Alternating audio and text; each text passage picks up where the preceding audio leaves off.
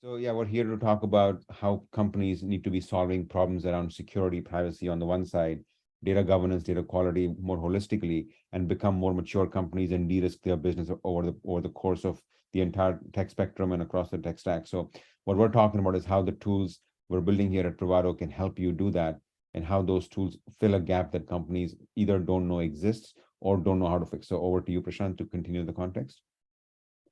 Yeah, that companies are struggling to get the compliance done for the engineering orgs. Reason for that being is engineering teams are very diverse. They have tens of programming languages, various different kind of data storages, and hundreds of third-party applications, hundreds rather thousands of third-party softwares that they use. So it's a very complex landscape, and to get it to do it manually, it is impossible to do it. It is impossible to scale it. It is laborious, and the tooling which is out there currently in the market, it is inefficient to address these requirements. So what we have done at Privado is we are shifting privacy left. We have developed a static code analysis tools that scans all your applications and gives you visibility of what personal data your apps are processing and what's happening with that data, where it is being stored, what all third parties it is being shared with, either through SDK integration or API to API integration. Are there data leakages happening?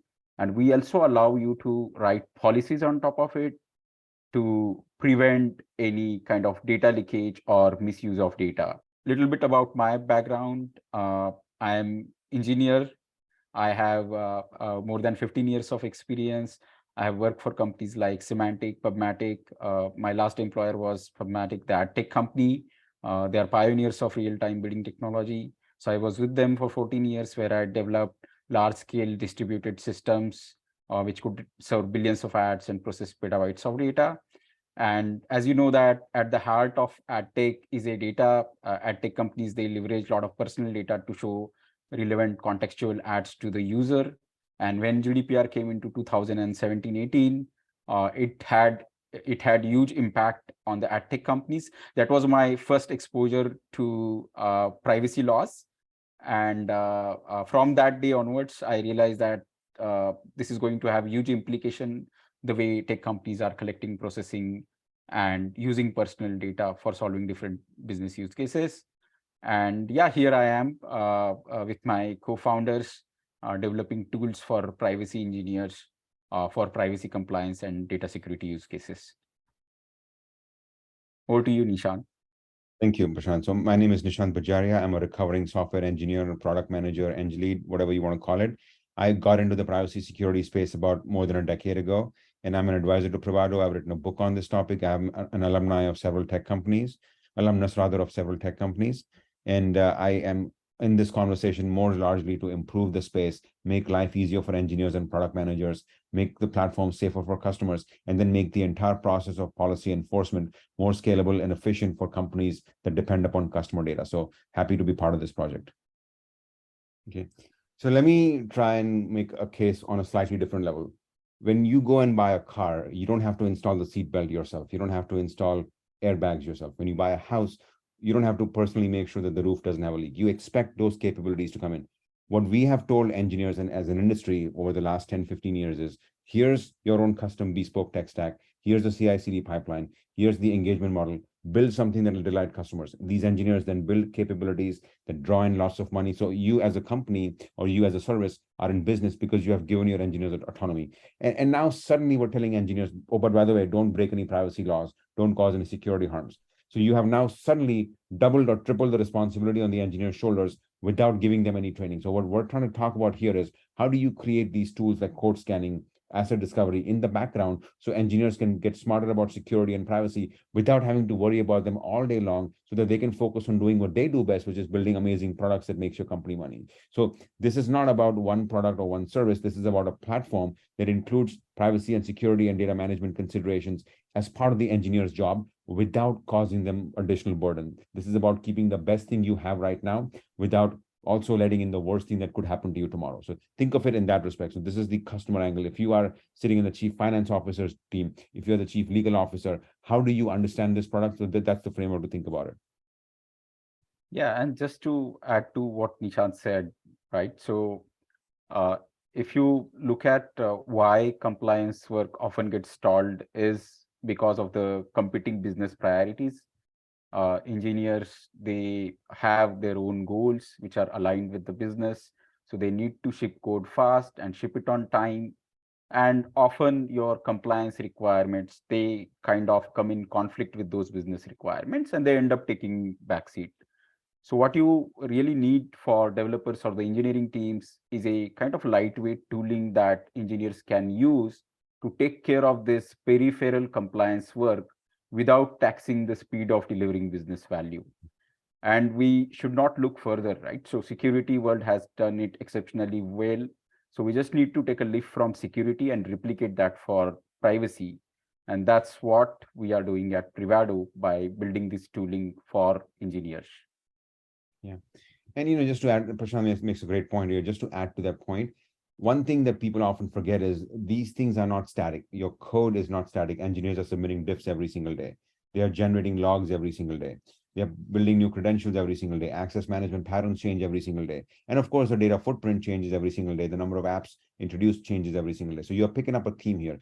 Building a tech stack or shipping an engagement model today is like building a castle on the edge of the seashore during high tide. The water is going to come in, it's going to knock you over, and you don't know what's going to remain at the end of it, but there'll be a new palace to build. So what we're talking about is how do you create security and privacy mechanisms into your code just as your engineers are changing it every single day. Because what you cannot do is go back to the old world where engineers have to submit multiple tickets every single day to get their code approved, to get their diffs looked at, to get their code deployed. Like that's not going to work. Your engineers are going to find a different job even in this economy. So what we're talking about is how do you match the instability in your coding and data platforms with adaptability. So that's what we're doing.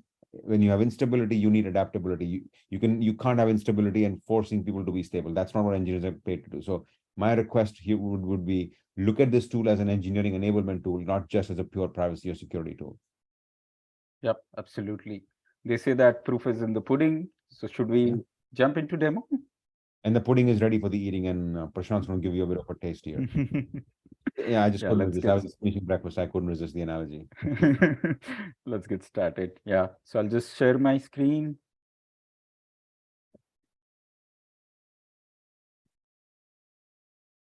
So just a quick refresher. So what I have done on my machine is I have installed Privado CLI. It's completely free, open source. You just need to run this curl command to get it installed. Everything is Dockerized. It runs locally. It is safe. Your code is not shared on the cloud. Yeah, so once you install Privado CLI, now what I am going to do is scan a repo that I have prepared for this demo, right? So the repo is called shiftleft Java demo, which processes some personal data. And now I am running the scan. So what is happening here is it is now downloading the latest Docker image. And it is completely transparent, as you can see that what's happening in the background.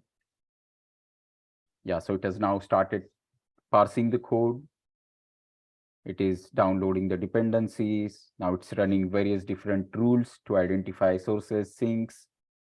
And yeah, it's ready, right? So as you can see here, this repo is processing 12 personal data, which includes address, height, weight, date of birth, account password, account name, last name, some cookies, social security number, phone number. And we also provide you information of what's happening with that data. For example, if you look at this first name, it is being shared with Salesforce. So you might be pushing your customer data to CRM, and your sales and marketing, they might be using it for various different purposes. And it is also being stored in MySQL. As you can see here, this is the database name where it is being written. It is also part of some endpoints from which, as part of which it is being collected. And we are also pushing this data for you to visualize. We are pushing it to our own cloud. As you can see here, that I can see it in a nice format in the UI. It has all the information, like what all personal data is being processed, what's the category, and what's happening with that data, whether it is being written to database, whether it's being shared with any third party, are there any data leakages happening. Now, let me look at this Can I last make a name. point here real quick? I know this is fun. Yeah. Is it okay if I jump in real quick? I'll give you really fast. Yeah, Yeah. sure. So imagine a situation where one of your engineers has spun up an API to share data with a third party, right? You may not know what happened until the data is shared, and it's hard to unshare data. It's hard to unhear something. So if you can scan your code, identify that there is an API contract, there are actual parameters, there is a third party being mentioned, you could decipher from the code that something might be about to happen that is irreversible in nature. And that might be your flag to initiate a privacy and a security review. Now, what you don't want is for every API to be triggered that way, because not every engineer is going to do stuff that is high risk. This will give you an opportunity to accelerate the engineering work while also having some insurance to say if something goes wrong, there is this tool in the background that will catch those patterns before the damage is done. That is the critical point. Back to you, Prashant. Yeah, thanks for adding that, Nishant. So as you can see here, what is happening with last name, it is being shared with Salesforce. It is going to a database. There are some leakages happening. There are some instances of processing, and it is being collected as part of these 3 API endpoints that we have. And for engineers, this is an interesting bit where we actually step by step show you why we are saying that data is going to Salesforce, right? So this is a customer object. A last name is part of this object, and this is where it is being defined. And as you can see, this is the sink where it is going. So step by step, you can walk through and you will know exactly why Privado has detected something. So for every category, we show you these data flows. This is a concrete proof of what personal data you are processing and how you are processing it. Are you sharing it with third party? Are you storing it in database? Are there any leakages involved? Is it being collected as part of some API endpoints? All of this is captured here. So this is one flow we have. Other interesting view that we have is it's called a reverse data map view. Now let's suppose if I want to know that, tell me what all personal data being shared with Salesforce through this repository, right? So this is like a reverse map we have.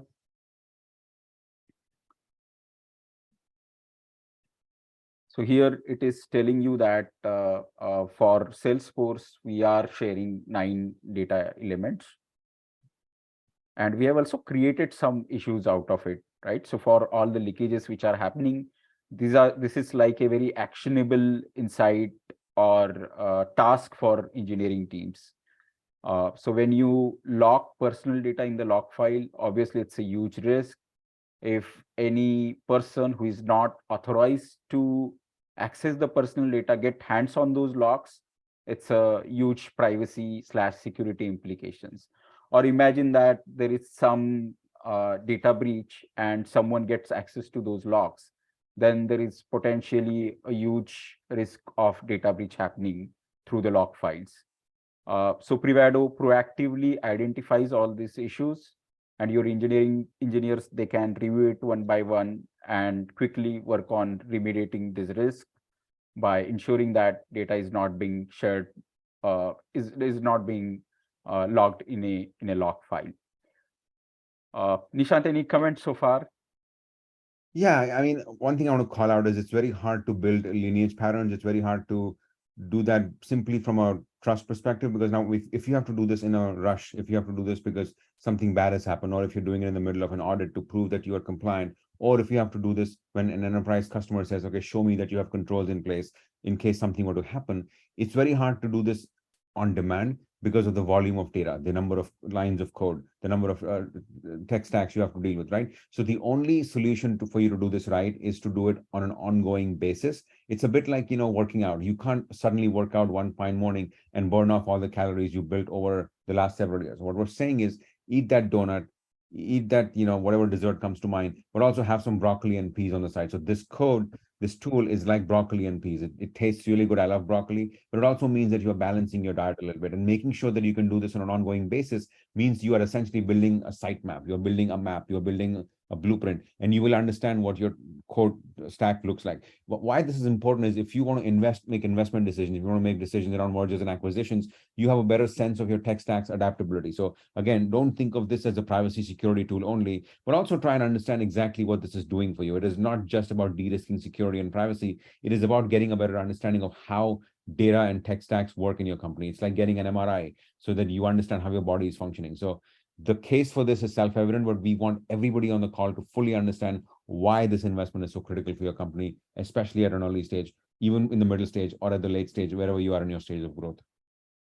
Absolutely love your analysis, Nishant. I don't know where you learn all of that, but comes in very handy. Kind of, Yeah. you give a very lucid explanation of why something is problem and why you should care about those problems. Yeah, and I think it's always easy to come up with the right analogies when you have the right product. We have the right product here, so my analogies just flow from the fact that the product works. And if you like my analogies, folks on the audience, you will love the product even more. Absolutely.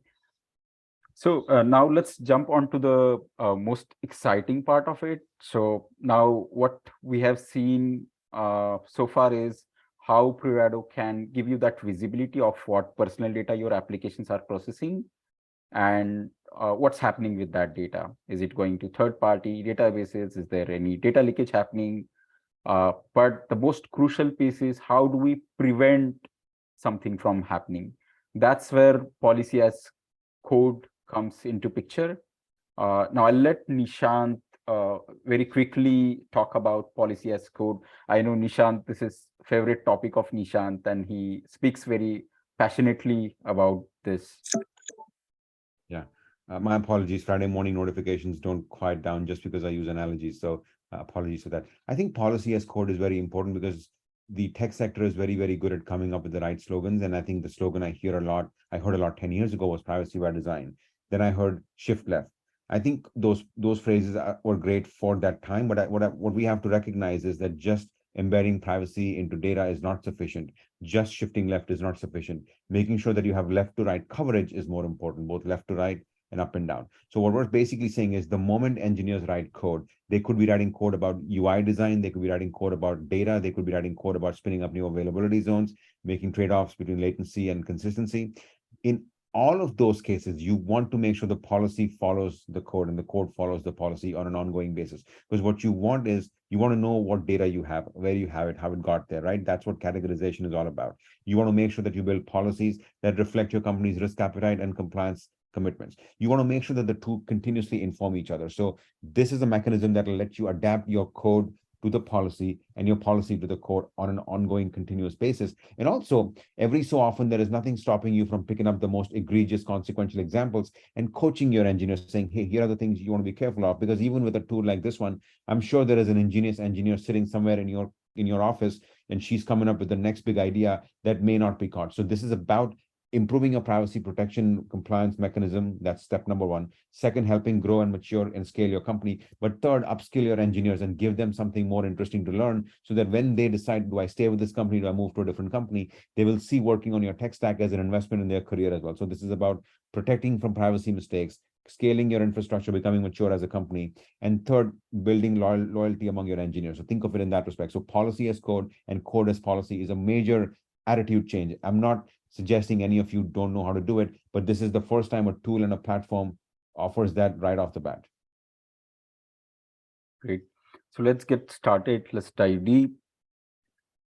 So the best place to learn here is to refer to our documentation, which is at docs.privado.ai. Here there is a section on policies. You could also learn about how to define sources, sinks, various different rules, and how to leverage those to define policies. So just to quickly tell you, this is a rules folder as part of Privado repo. And here you have sources directory.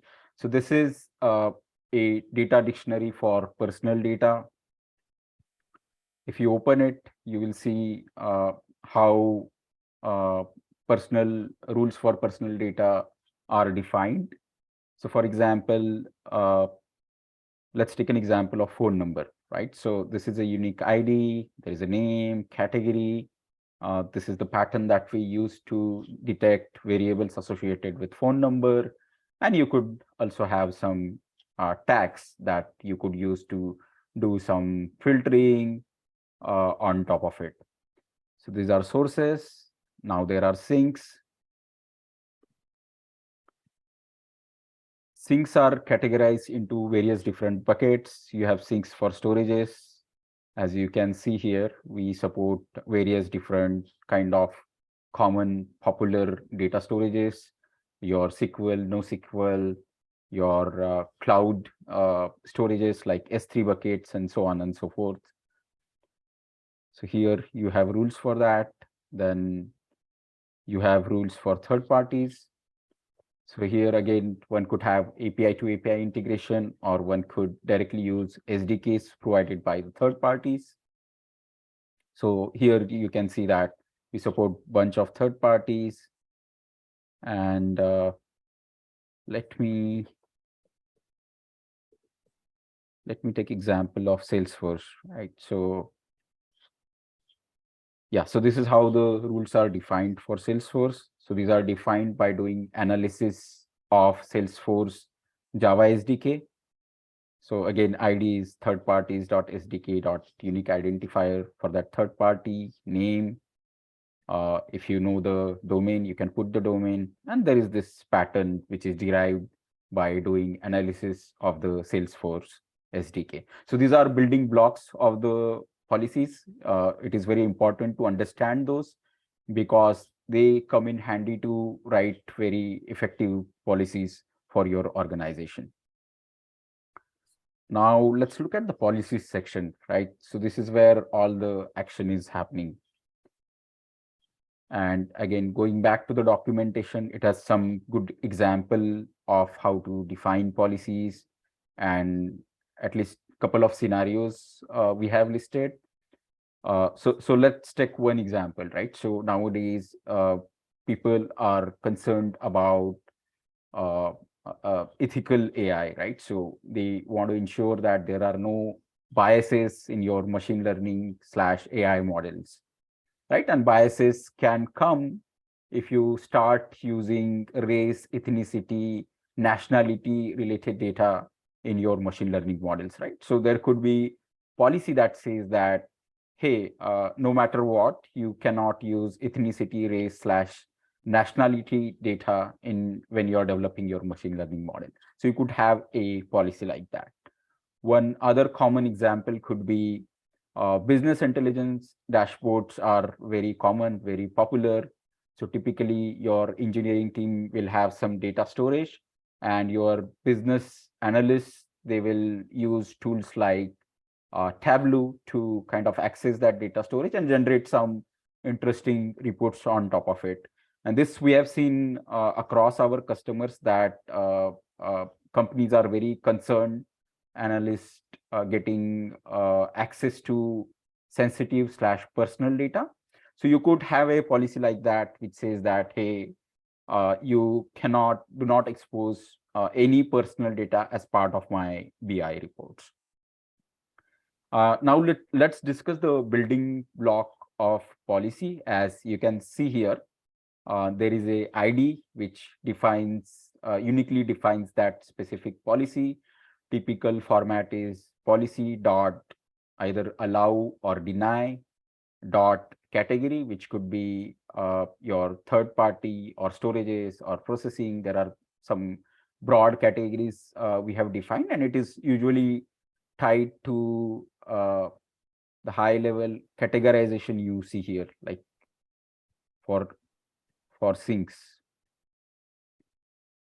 right? So APIs, storages, third parties, those are the broad categories you have. Then you can give a very descriptive name. You can add some more details as part of description, where you can elaborate what that policy does. You could also add how to fix violations resulting from this policy. where you could put your internal documentation links, or you could put email address, so that the concerned team, they can reach out to right person to kind of get their guidance on how to fix issues, or in case they badly need access to that data, you can have that conversation and do it in a manner which is compliant with your policies. An action, it could be allow or deny. Think of deny is a block list, wherein I am saying that this specific data element can only be processed by this 1, 2, 3, 4 applications or repositories. Or I could have a rule like this data element, it cannot go to this third party, right? So deny is a block list rule. Allow is a whitelist rule, where I can say that, hey, a social security number can only be accessed by this XYZ application. Or more common example could be credit card, right? So you can say that credit card can only be accessed by payments application. No other application should access credit card. So I can have policies like that. Then data flows is, this is where either you could just use sources, where you say that, where you are defining rule for specific data elements, but you are not defining it on the sinks. So these are more general purpose processing rules, which are defined more at an application level. For example, in this policy, I am saying that do not use ethnicity, race, nationality data in any of the machine learning models. And I have listed a few machine learning repositories here. Right. So there could be other type of rules where I can actually define a data flow, and I will just quickly show you example of that. Right. So as you can see here, this is an example where I'm saying that email address can only be shared with SendGrid third party, right? Except for SendGrid, it should not be shared with any other third party. So here in sources section, I have defined a definition for email address. I have given identifier. This is unique identifier, which is defined. Again, I am referring back to the definitions, which you can find under this folder, Privado/rules/sources. Here, you can see that I have this unique ID against email address. So I'm using that here. And for sinks, again, this is a unique identifier associated with SendGrid, third parties.sdk.sendgrid. Now here, what I'm saying is that data flow starting from email address, where email address is going to SendGrid, it is allowed, but no other data sharing with no other third party is allowed. So this is a kind of a rule. So allow is again a whitelist rule, which says that only this specific action is allowed. Any other action performed on that specific data element or on that specific, other than that specific data flow, is a violation of the policy. Now we will see how to define a policy, and we will actually see the policy in action. So let's take example of this repository, shift left Java demo. This repository is processing social security number. Now, let's assume that I want to have a policy which kind of prevents this repository from accessing social security number. So now we will show you how to define that policy. So in the interest of time, what I have done is I've already defined that policy, and I'm just going to copy paste that in the policies.yml file I have. Now notice this directory structure. This is where your rules are residing. Privado/rules. This is where all your rules for sources, sinks, and policies are residing. Now I'm going to define this rule that this shift left demo repo should not be able Ishan, to. access. Prashant, sorry. I think you only shared the browser, so I can only see the community.privado.ai. So sorry, Okay, sorry. you have to do again. Right, sure. Yeah, now it's good. Right. So now we will show you example of how to define and execute a policy. In this repo, shift left Java demo, we are processing social security number. Now let's have a policy that basically prevents this repository from accessing social security number. Right. So in the interest of time, what I have done is I have already defined the policy, and I'll explain you the different building blocks of this specific policy. So there is an ID which says that policy.deny.processing.national identification number. Deny, as you know, it's a blocking rule. It's a block list. And then name of the policy, I'm saying that this no, this repository should not access any national identifiers, unique user identifiers. Then there is a description, and then there is fix. I'm saying that in case you need access to this specific data element, you should get in touch with the data protection team. And action is deny data flow sources. I have defined given a unique ID, the category ID rather, which is national identification numbers dot star. So it will cover all the unique identifiers we have, including social security number. And then in repository section, I have defined a more broad rule where I'm saying that no repository can access it. But if you want to have more restrictive rule, you can directly put the name of the repository here. So for example, if I want to define a rule for this repo, I will just mention the repo name in place of star star. And then there are some tags that you can use. Think of a tags as something that allows you to do additional filtering processing once you find some violations. So now I have defined the policy. Now carefully look at the directory structure. So this is a path where I checked out my Privado core Privado repository, which holds all the rules. And in this directory, privado/rule/policies, I am defining this file policies.yml, and I have added a rule in that file. Now what we will do is we will rescan the repo. Okay, so when we run this rescan, it will pick the new rule which we have defined for restricting the processing of social security number.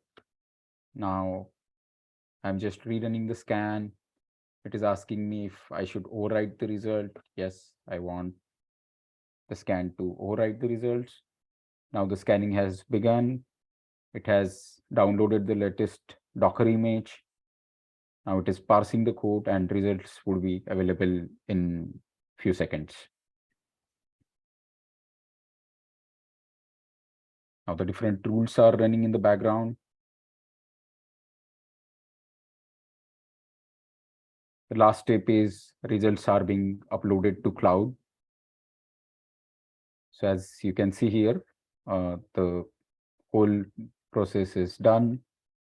Now we'll go to issues.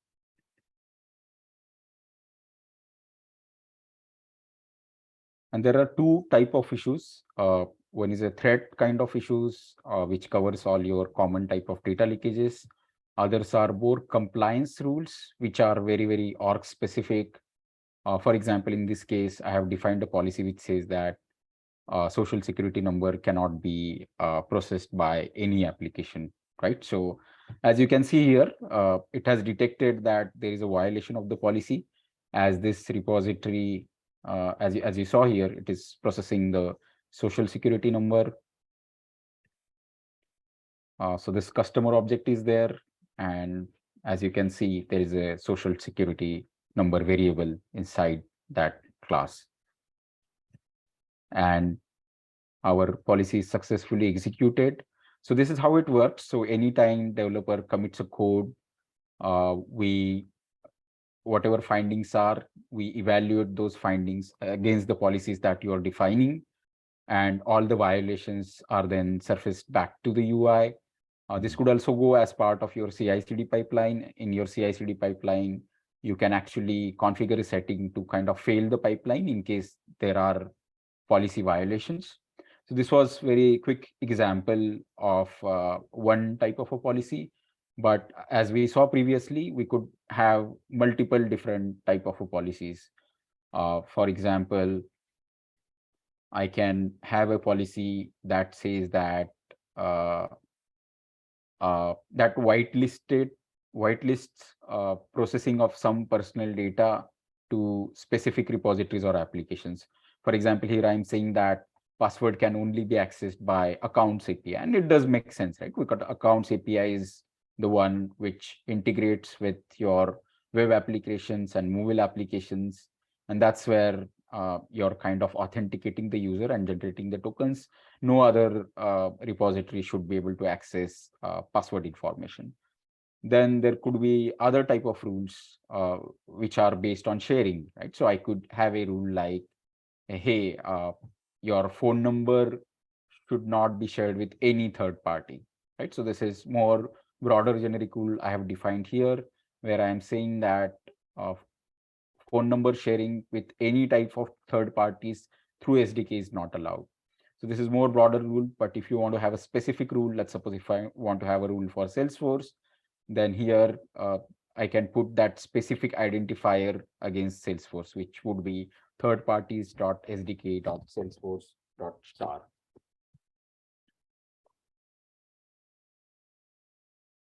Prashant, I think one thing Yes. worth pointing out here is the fact that everything here is so configurable means you can define policies and enforce them on a bespoke basis.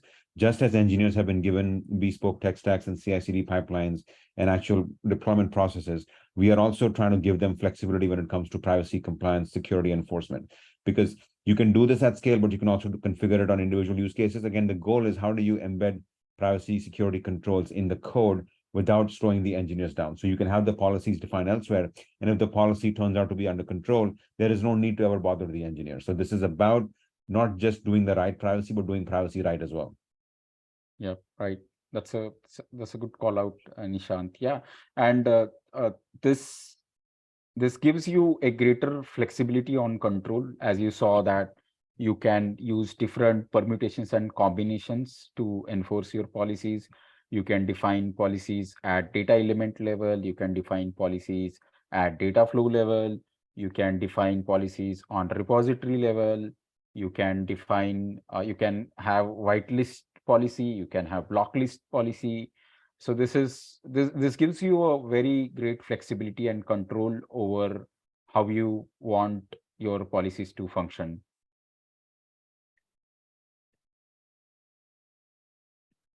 Great. This is all we had from today's demo.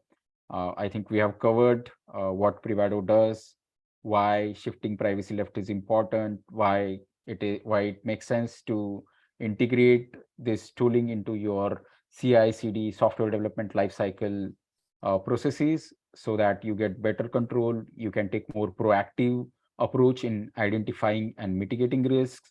We also saw how you can define your guardrail in the form of policy as code, where you could define you can use different permutations and combinations to ensure appropriate use of data, to ensure that your usage of personal data is compliant with what you have committed to your users as part of your privacy policies and data processing agreements.